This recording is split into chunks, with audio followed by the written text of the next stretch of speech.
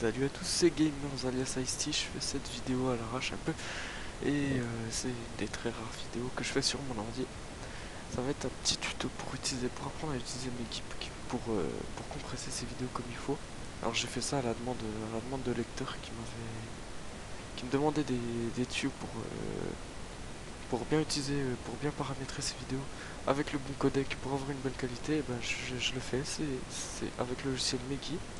Donc vous allez tout de suite commencer par le télécharger, donc le lien est là, il sera dans la description, je vais pas vous apprendre à le télécharger. Une fois ça fait, vous aurez un dossier Megic qu'il faudra pas supprimer, c'est un genre de logiciel portable. Donc il n'y a pas d'installation ni rien, c'est juste le dossier avec le logiciel à l'intérieur.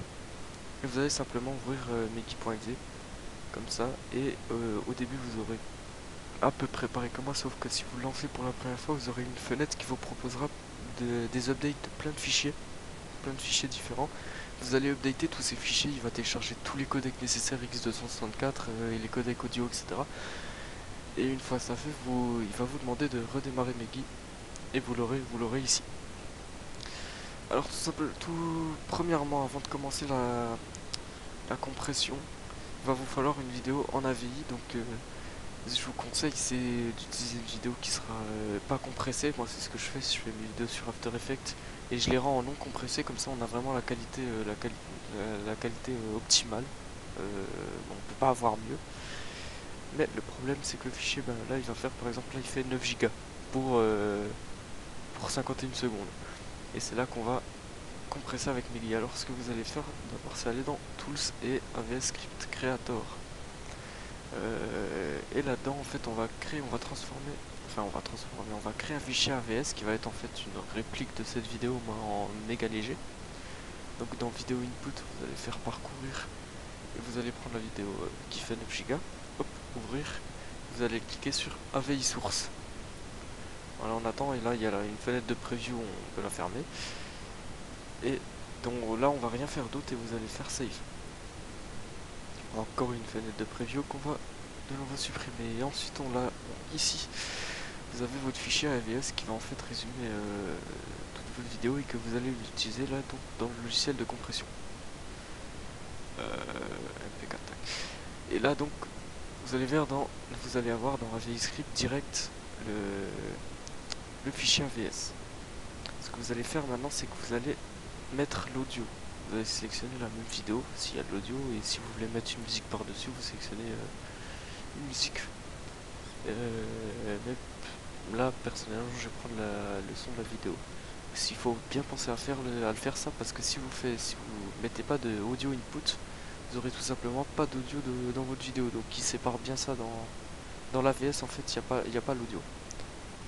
Une fois que tout ça est fait, vous allez rien toucher, c'est vraiment tout simple. Là je vois plein de tutos sur YouTube où ils se compliquent la vie, c'est pour ça, c'est vraiment pour ça que je fais ce tuto, c'est vraiment simple. Vous allez tout simplement faire auto encode et c'est là que ça va être un peu à votre sauce. Soit vous faites file size, donc si vous avez bien, quelle que soit la longueur de la vidéo, vous voulez qu'elle fasse telle taille. Donc là vous pouvez faire select custom size, donc par exemple je veux qu'elle fasse en mégabits, je veux qu'elle fasse 200 mégas. Je fais ok, tac, elle fera 200 mégas. Mais moi je vais pas utiliser ça, moi je fais dans average bitrate et là je mets 15 000. Et en général 15 000 c'est une super qualité, c'est vraiment c'est ultra proche, ouais, ultra proche de la qualité non compressée, voire ça se voit quasiment pas à l'œil nu en fait. Sauf si on fait une pause sur la vidéo et qu'on regarde avec une loupe, voilà, 15 000. Et vous voyez que là la vidéo elle va passer de quasiment 9 Go à 91 mégas, donc c'est déjà pas mal. Puis après si c'est trop lourd, vous baissez la bitrate, etc. Vous essayez à 12 500, etc. Moi je vais le mettre à 15 000, donc hop, et vous faites que. Ensuite la première fois vous aurez un message qui va apparaître, vous aurez juste à cliquer don't show again et ok, et ça va se lancer. Et vous aurez donc la fenêtre de statut qui va se lancer là. Et vous aurez je crois deux processus longs. Là vous pouvez mettre height si vous voulez que ça aille beaucoup plus vite, ça va prendre toute la priorité, ça va prendre la priorité première de votre ordi, donc tout derrière va ramer si c'est vraiment si c'est une grosse vidéo, etc. Et il y aura il y aura plusieurs barres barres de chargement, je vais appeler ça comme ça, voilà, plusieurs barres de complétion. Et il y en aura deux qui seront à peu près longues comme ça, les autres seront très très rapides. Donc en attendant, moi je vous retrouve une fois que ça sera terminé. Bref, voilà, donc on approche de la fin, il reste plus que 10 secondes. Donc ça a été relativement vite, hein, ça a mis, j'ai dû attendre une minute, j'ai dû faire la pause, ça a duré une minute, puis c'est déjà terminé. C'est un logiciel de compression plutôt rapide, hein, franchement, comparé à certains, c'est vraiment très très rapide. Et ensuite voilà, vous avez votre vidéo qui sera en Muxed, vous pouvez direct la renommer en Final par exemple, et supprimer l'AVS qui a juste servi comme fichier cible pour la compression. Et vous avez donc vos deux fichiers, le AVI à 8 Go et le MPKT. Pour comparer, ce que je vais faire, c'est que je vais ouvrir celui-là avec le lecteur média, tac, et celui-là avec VLC. Hop là, et je vais vous laisser comparer la qualité.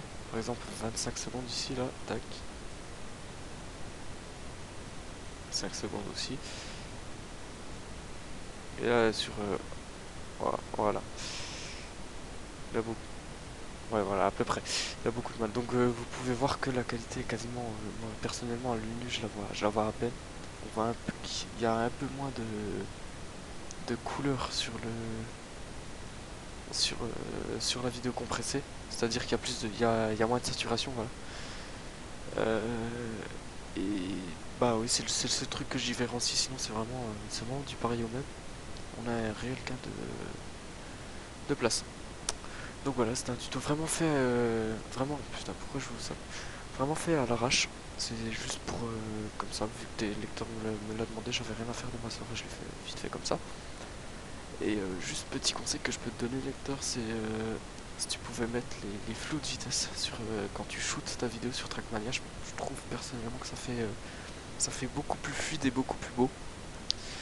Donc voilà, bah sur ce je vous dis à la prochaine, peut-être pour qui sait dans 5 ans une nouvelle vidéo sur mon ordi. Bon allez, ciao tout le monde, portez-vous bien, peace.